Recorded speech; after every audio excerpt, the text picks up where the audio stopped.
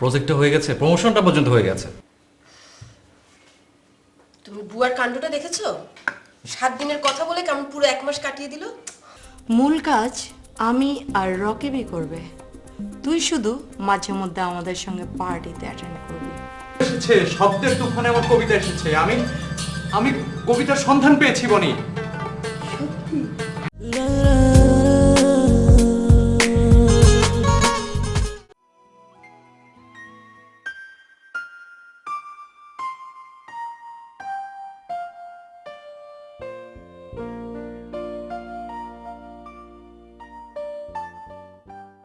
তোমাদের জোড়া নাকি ভেঙে গেছে, এমন একটা কানাঘুষা চলছে।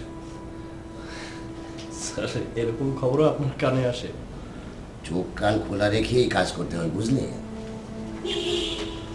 স্যার আমাদের জোড়াটা তো ফলপ্রসূ ছিল, আর সেটা ফলও নিশ্চয়ই পেয়েছেন। তোমরা হলে এ প্রজন্ম, তারুণ্যের ঝকঝকে মেধা তোমাদের, চিন্তা চেতনার আধুনিকতা সবই তোমাদের দখলে। তোমাদের কাছ থেকে দেশ ও জাতি অনেক কিছু প্রত্যাশা করে। তোমরাই তো জাতির মেরুদণ্ড। স্যার কাজটা কিন্তু তিনজনে মিলেই করেছিলাম, কিন্তু তুষার আহমেদ এটা কী পেল স্যার? এখানে একার কারো কৃতিত্ব ছিল না, তিনজনে ইনভলভ ছিলাম, আমি ছিলাম সবার আগে। বনি আর তুমি বন্ধু না? অবশ্যই বন্ধু স্যার, কিন্তু প্রফেশনাল ক্রেডিট তো পেতে হবে। আচ্ছা, আমি বনিকে ডাকছি। স্যার বনি তো ছুটিতে আছে, কালকে মনে হয় জয়েন করবে। তাহলে সারপ্রাইজটা থাক, দুজনকে একসাথেই দেবো। ঠিক আছে স্যার। স্যার আমরা সবটুকু সাধ্য দিয়ে কাজ করি, অনেক পরিশ্রম করি। এখন কর্তৃপক্ষ বিচার করবে যে কার মূল্যায়ন কীরকম হবে, এবং কর্তৃপক্ষ এটাও দেখবে যে কে কোথায় যাবে না যাবে। একটু অপেক্ষায় থাকো, কোম্পানি অবশ্যই কাজের মূল্যায়ন করবে। স্যার আপনি যেখানে আছেন সঠিক মূল্যায়ন পাবো আশা করি। স্যার তাহলে উঠি আজকে। Okay okay my boy, wish you best of lakh.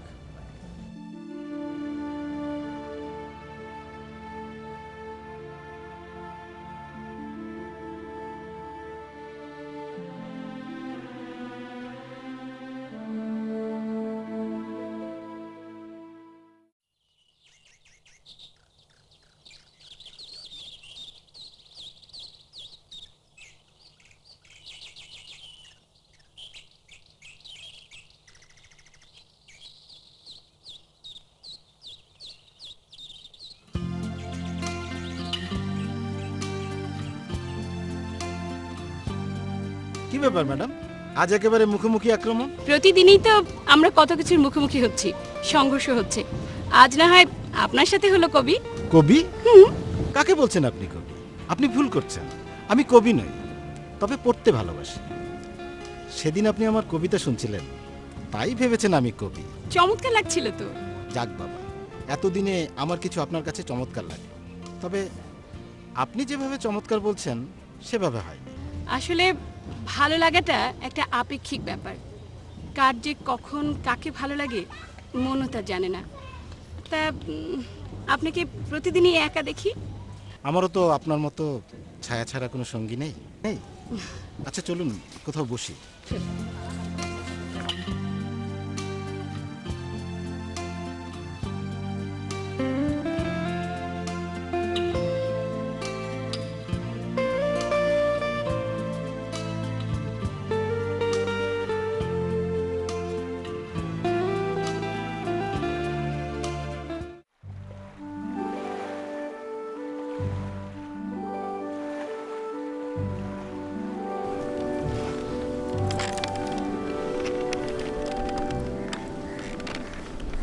এখন তো যেতে হবে তুষার। তুমি তো কোথাও যাবে না বনি। এই দেখো এখানে, এইখানে তুমি থাকবে চিরদিন চিরকাল। তো বুঝলাম, কিন্তু এবারের বই মেলায় তোমার কবিতার বই বের করবে তুমি, আর স্টলে বসে অটোগ্রাফ সহ সেই কবিতার বই তুমি আমাকে দেবে। তুমি আর আমাকে কত স্বপ্ন দেবে বলো? দেখো এই বুকে কত স্বপ্নের ফলন হয়েছে।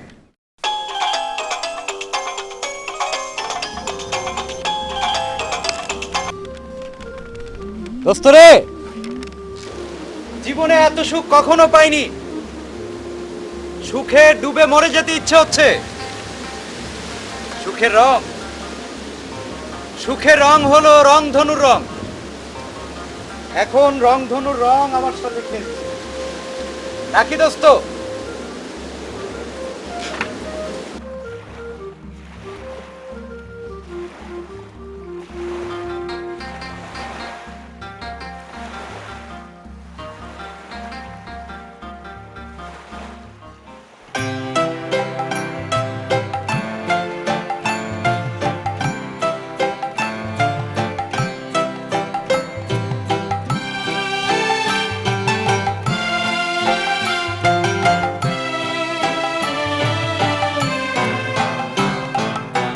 ভালোবেসে সখী নিভৃতে যতনে আমার নামটি লিখো তোমার মনের মন্দিরে।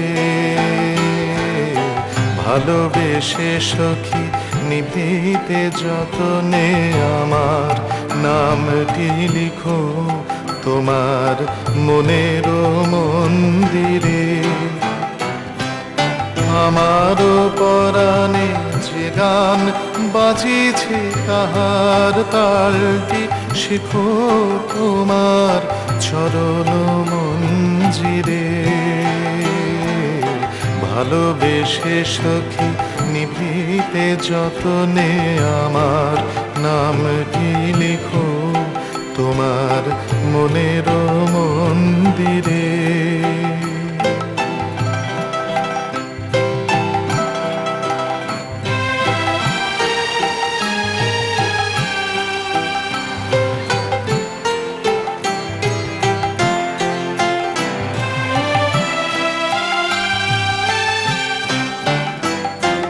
ধরিয়া রাখিও সোহাগে আদরে আমার মুখর পাখি তোমার প্রাসাদ প্রাঙ্গণে।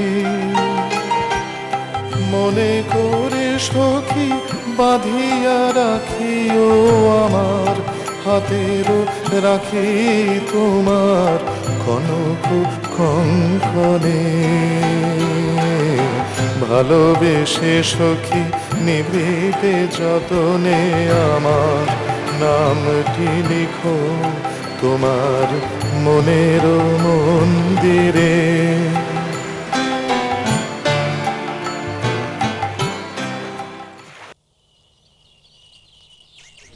এই হলো আমার কাহিনী। ছায়ারা কায় হয়ে মিশে আছে আমার সাথে। তবু তো অপমান নেই। দুঃখ কষ্ট সহ্য করা সহজ, কিন্তু রতন ভাই আমার আমার সবটুকুই তো অপমান আর যন্ত্রণার মিশেল। অপমানকে জয় করতে শিখুন রোশনি। চেষ্টা করে যাচ্ছে, প্রতিনিয়তই নিজের সাথে যুদ্ধ করছে। আপনার যদি কখনো মনে হয় আমি আপনার সাথে থাকলে আপনার সংগ্রামের সঙ্গী হয়, আমাকে ডাকবেন, আমি আছি আপনার সাথে। আমার যন্ত্রণা এতটাই জীবন্ত যে আমার ছায়ার পাশে দাঁড়ালেও আপনি পুরো ছাই হয়ে যাবেন। দয়া করে দাঁড়াবেন না রতন ভাই। আপনি না চাইলে আমার ছায়াও আপনার পাশে দাঁড়াবে না। তবে আমার মনে হয় কি জানেন, আপনার পাশে হৃদয়বান কারো একজন প্রয়োজন। দেখুন, যৌতুকের জন্য আমার দ্বিতীয় স্বামী এরকম মূল্য নিয়েছে। প্রথমজন বাবার টাকা নিয়েছে, তারপরও আপনি বলছেন আমার জীবনে কোনো পুরুষের প্রয়োজন আছে। পুরুষের? ছি ছি, পুরুষ কোনো এক পাষণ্ড পুরুষের জন্য সমগ্র পুরুষ জাতিকে বলছেন ছি? তবে তো আমারও সমগ্র নারী জাতির প্রতি ধিক বলা উচিত। কই, আমি তো বলছি না। কারণ আমার গর্ভধারিণী মা একজন নারী, আমার মাতৃসমা ভাবী একজন নারী, আর আমার পাশে এই যে বসে আছেন আপনিও একজন নারী। এই তো ভালো আছি, একা থাকি, রোজগার করি, একা খাই, কারো ধার ধারি না। যখন মন খারাপ হয় চেরিশকে নিয়ে বেড়াতে যাই। আপনি কোথায় কি করেন? আমি একটা সেলাই স্কুলে কাজ করি। অসুবিধা হয় না? হলেই বাকি, করতে তো হবে। পেট যখন আছে, আগুন যখন আছে, জ্বালানি তো দিতেই হবে। আচ্ছা, যদি কিছু মনে না করেন আমি আপনাকে একটা প্রস্তাব দিতে পারি। জি বলুন। গ্রামের বাড়িতে আমার কিছু জমি আছে, চলুন না দুজনে মিলে সেখানে একটি সেলাই স্কুল দিই। তবে হয়তো গ্রামের মেয়েরা প্রশিক্ষণ নিয়ে স্বাবলম্বী হতে পারবে এবং এতে করে অল্প কিছু সংখ্যক নারী যৌতুকের অভিশাপ থেকে মুক্তিও পেতে পারে। আপনার উদ্যোগটা সুদূর প্রসারী, শুনতে ভালোই লাগছে। বুঝতে পারছি আপনি যৌতুকের বিরুদ্ধে দাঁড়াবার চেষ্টা করছেন। তাহলে চলুন। রতন ভাই, আমি আপনাকে বলেছি না, আমার ছায়ার পাশে দাঁড়ালেও আপনি পুরো ছাই হয়ে যাবেন। ছাই হয়ে যাবেন, কয়লা হয়ে যাবেন রতন ভাই, কয়লা। পোড়াকে দেখেছেন আগুনের ভয়, আকণ্ঠ যে ডুবে আছে পানিতে তাকে দেখাচ্ছেন জলের ভয়। রতন ভাই, আজ আমি আসি, আপনি বরং একাই শুরু করুন।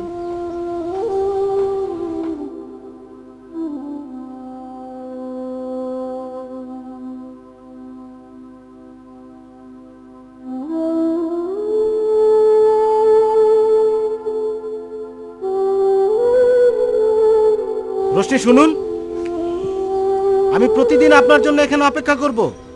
যদি মত বদলান তবে আসবেন, যদি শুরু করি তবে দুজনে একসাথেই করব, নইলে নয়।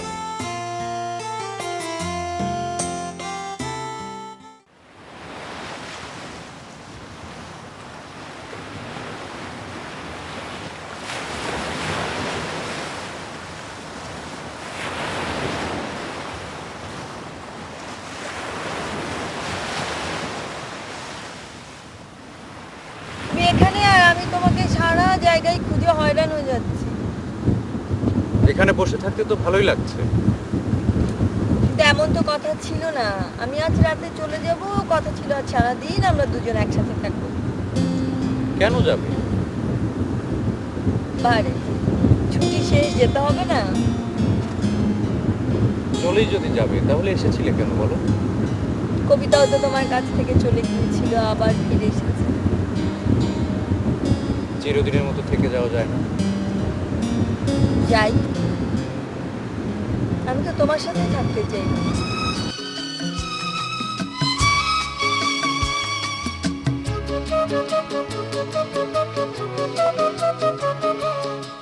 আমার মনের এই শূন্য খাতাতে থাকবে তোমার নামটি লেখা।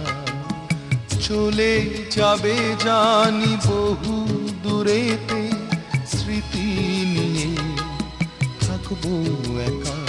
Good bye my love, good bye my love, good bye my love, good bye my লাভ।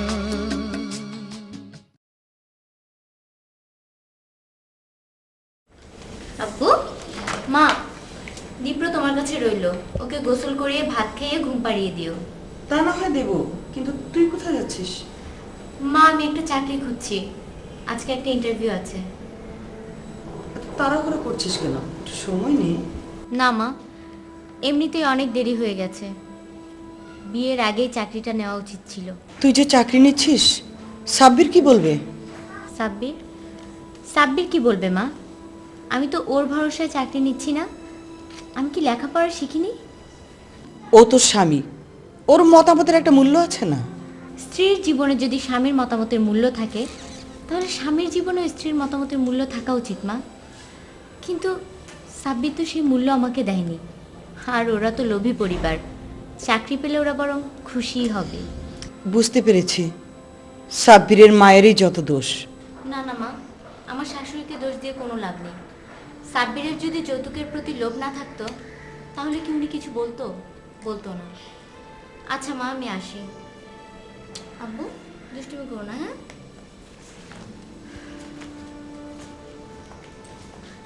বুঝান ঠিকই তো কইছে স্বর্ণা খালা, হ্যাঁ খালি মেনুক দোষ, পুষ মাসের কোনো দোষ নাই। দেনা পাওনা যৌতুকে তেহা তো হেরাই আতে নয়, আমাকে তো ঘরের ভিতরে আটকায় রাখি। হ্যাঁ আমি তো কোনো কথা কইবার পারি না, কথা কইলে চুপ করে দেয়। হ্যাঁ খালা, আপনি কাজের মানুষের এত কথা বলেন কেন? হ্যাঁ মামানি এইটা আপনি কি কথা কইলেন? আমি কি কাম ফালিয়া আকাম করতেছি? বুঝান বুঝে না, হ্যাঁ রে তো বুঝ দেওয়া আমারই দরকার। হ্যাঁ এই যে আপনি এই বাড়ির বড় বউ, আপনি যখন আইছিলেন খালি হাত পাওয়াইছেন, কেউ আপনার কোনো কথা কইছে? মামায় কোনো কথা কইছে? বাড়ির কেউ কোনো কথা কইছে? হ্যাঁ না আমরা কিছু কইছি? খালা, আপনি কাজের লোক কাজের লোকের মতো থাকেন, এটা আমাদের ফ্যামিলির ব্যাপার, আপনি এখানে নাক গলাতে আসবেন না প্লিজ। মামানি এইটা কিন্তু আপনি ভুল কথা কইলেন। আমি কেরা এইটা বুঝি আপনি বুঝেন না। হ্যাঁ সারা দিন আপনাকে হেনে গতর খাটাই, আপনারা কানলে আমি কান্দি, আপনারা হাসলে আমি হাসি, আপনাকে ব্যবহার কাম করে দিই, আর এত দিনে কন আমি কেরা? বুয়া চুপ করো তো, যাও কাজে যাও। এত পেঁচাল পারতে পারে ফাজিল কোথাকার। মা আপনি ওকে কিছুই বলছেন না, আপনার আশকারা পেয়েই ও এত বড় সাহস পায়, আশকারা পেয়েছে এই জন্যেই, নাহলে কাজের মেয়ে হয়ে আমাকে এতগুলো কথা শুনিয়ে গেল। কাম করেন না কেন? আপনি কাম করেন, যান রান্ধেন, কাপড় দন, দেখবেন না কেমন লাগে। বুয়া বুয়া তুমি চুপ করবে? তুমি আমার বাড়ির বউ, আমার মেয়ের সাথে সমানে তর্ক করে যাচ্ছ। তোমাকে আমি আগেও বলেছি এমন করলে তোমাকে আমি রাখতে পারবো না। যেমনে দেখেন নি বুইরা শৈলে কাম করতে কেমন কষ্ট লাগে, তখন কেরা পুলারবো আর কেরা মেয়া বুঝবেন নি খেলা। সে যাই হোক, তুমি এখন বিদায় হবে। এখন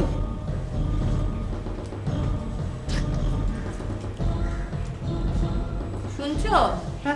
তোমাকে আমি আর এই বাড়িতে দেখতে চাই না। কি বলে গেল শোনো নাই? এই বাড়ি থেকে বিদায় হবে। না দেখলে না দেখবেন, কি দাপট, এক কোনার কামও তো করা ফেলেন না। বাস বাস, তোমরা বিয়া দাও, এই টাকা নাও, এখন বিদায় হোক। এই রইল আপনি টাকা। কি আশ্চর্য দেখেছিস? বিয়া দেবে।